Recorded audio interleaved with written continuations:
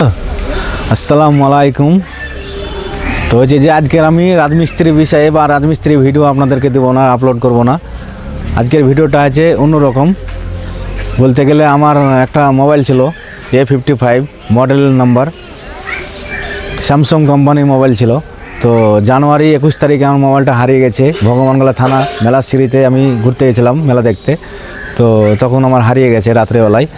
তো মোবাইলটার ব্যাপারে আমি ভগবানগোলা থানাতে ডায়েরিও করেছি। তো ভিডিও আমি আপলোড করিনি এতদিন, কিন্তু আমাকে অনেক দিন হয়ে আলো বাধ্যত আমাকে ভিডিও আপলোড করতে হলো। তো যিনি পেয়েছে মোবাইলটা তাকে আমি অনুরোধ করে বলছি মোবাইলটা যেন আমাকে দিয়ে দেয়। আর যে পেয়েছে সেও জানে যে মোবাইলটা আমার, কেন মোবাইলে আমার ফটো আছে, ভিডিও আছে, সব রকমের ডকুমেন্টস আছে আমার মোবাইলে।